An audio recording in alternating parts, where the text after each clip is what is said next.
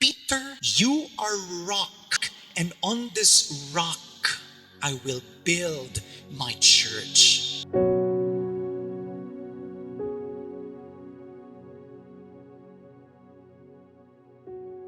Today we begin our reflections on the first reading, and let us first try to understand what is happening here. There is this guy, and the name is Shibna. Shibna was told by God through someone, pagsabihan mo yan, tatanggalin ko siya. What is going on? So I tried to research and I found out that this Shibna apparently did not do what God wanted him to do. What did he do? He made an alliance with Egypt. And this alliance was against Assyria. Kaya anong nangyari? Sabi ng Diyos, tatanggalin kita. And then I would like to focus on how it was so in detail put, how to thrust Shibna out of the office. And clearly, that office will be for someone else important. And who is this guy? It's Eliakim. Eliakim is actually the son of Hilkiah. And this is in the time of Hezekiah. So sabi niya, tatanggalin kita, ipapalit ko si Eliakim. Look at the description. Pagkatanggal mo dyan, yung sinusuot mo, yung sash, and all the representations of authority will now all be given to him. And he will now be responsible in letting this race go on. And then at the last part, talagang pinako na, sinabi dito, whatever he opens, no one can shut. Whatever he closes, no one can open. Matindi. And that is why it is now a pointer to what is gonna happen in the future. Ang ganda-ganda pala ng first reading. No wonder then that the right response is, Lord, your love is eternal. Do not forsake the work of your hands. Pero dito, hindi pa natin naiintindihan. Anong ibig sabihin nito? In the gospel, Jesus is asking Peter, and everybody else was there. Where were they? They were in Caesarea Philippi. If you get the chance to join a pilgrimage, do not focus your attention on shopping, even on pictures. Try to listen to the words of the one who leads you and look into your faith. Because the reason why it's called a pilgrimage, it is not an ordinary tour, but it's a travel that hopefully when you understand the things about your faith will be deepened. And that's the reason why, if you go there, it will be explained that this Caesarea Philippi, it's actually at the northern part. This is quite historical. It's named Caesarea Philippi because the son named him after Caesar. But Philip, it was divided into 4. Apparently, he got this area. And now when you go to Caesarea Philippi, so at the foot of it, there's a cave. And then inside the cave, there's water gushing out. So there's spring, dunay tubod. And then this water would come out really endlessly. No wonder this place becomes now a royal resort. Politicians, higher men, they would all gather there to enjoy the place, to relax, and to talk about politics. And to talk about how to run the place, what to do. So apparently this is a special area. So Caesarea Philippi is that. And then this Caesarea Philippi is in the place called Banias. It's named after the god Pan. So when people would need something, they would go there and talk to God. And so from here, something happened with the group of Jesus. Jesus heard that John the Baptist died because his head was cut off. And we know the story. So after this, he avoided Capernaum and went to Caesarea Philippi. He brought with him along his disciples.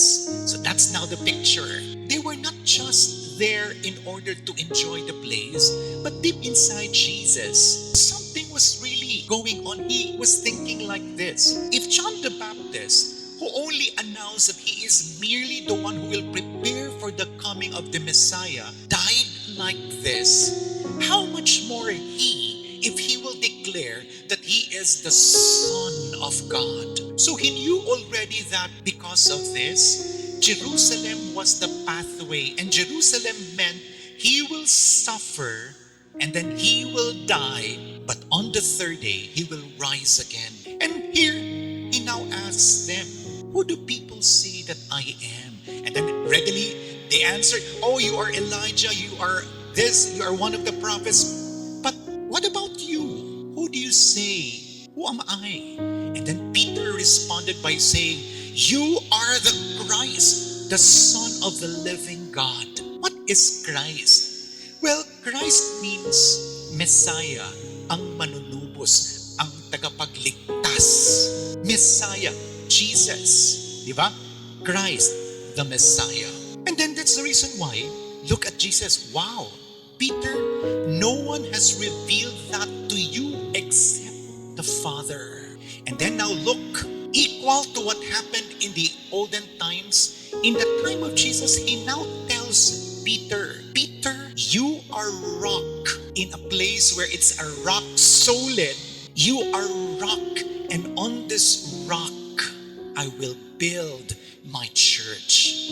Ala, pumapasok pala sa mga bagay na kailangan nating maunawaan ngayon. Itong simbahan na sinasabi kanina sa introduction. And then sabi niya, so this picture when he said, you are the rock where the church will be built on, may larawan that this church is solid, meaning powerful. But notice that from this rock flows water, spring, meaning the church is not just powerful, it is life-giving. Nagbibigay ng buhay para sa kanyang tao. Isinalarawan ang lugar, and then the equivalence. And then Jesus said, and from this church, Peter, whatever you declare, no one can go against it. If you close it, no one can open it. See, look at now the parallelism. Magkapareho. So dito mas naiintindihan na natin ngayon, di ba? Kaya kung ang Diyos mismo ang nagsabi nito, sino ang pwedeng sumira? That's why the responsorial psalm says, Lord, your love is eternal. You do not forsake your work. Kagustuhan ng Diyos. Ibig sabihin, hindi niya hahayaan na masisira lang. And this is now the picture of the church we belong. Kaya sabi ni Paul in the second reading, if Jesus is the one, why think of something else other than magpasalamat at magbigay puri sa Diyos sa lahat ng ginawa niya, o kaya ang mga imposible ay naging posible. Yun ang sabi niya. And so now that we understand, this is now the reason why if Peter is the one chosen, now we understand why there is the papacy, mga Santo Papa. From Peter, sunod. And now, who is our Pope? Pope Francis. Pero tingnan ninyo, malinaw na you are not there to become a dictator. You are not there to wield power in order to abuse. You are there in an office where it should be running in favor of the will of God. And that's the reason why we put our trust also in this, that our church will not just be crumbling. It will always stand. And look into history, ilang beses na. Diba, sinira, pinahirapan, but the church continues to move. And there is a leader, and this leader follows the will of the Father. And so we have now also a remembrance. Kaya pala, sa misa, makikita natin na when Jesus said, I will have to suffer if I go to Jerusalem, but this is now the way of everyone. If these disciples, according to Jesus, you will all be destined to paradise. Walang iniwan. But the only way to go to paradise is to suffer first. And this is the reason why, if we look into the celebration of the Holy Eucharist, diba, before the ending happens, go in the peace and love of Christ. we will have to undergo first the suffering in the Eucharist when we celebrate the death of Jesus and we partake of his body and blood. That after this, we go and celebrate. We bring it to others. And this today is now the meaning of what the church is, why the church stands, and why the church goes on and on under the leadership of the Pope, who is actually in the direct line of Peter, the one who was chosen by Jesus to be the rock foundation. And we are in this church. And belonging to this church, we continue to also bring people back in. Hala, dali, dali, balik kayo. Sabay-sabay tayo bumalik sa Diyos. So to close, this also bespeaks of other responsibilities. It's not just running the church, but it is also a picture that wherever our post will be, we be running the government, we be running institutions, it should be something that is patterned after the will of God. And that is how we understand the readings today. God bless.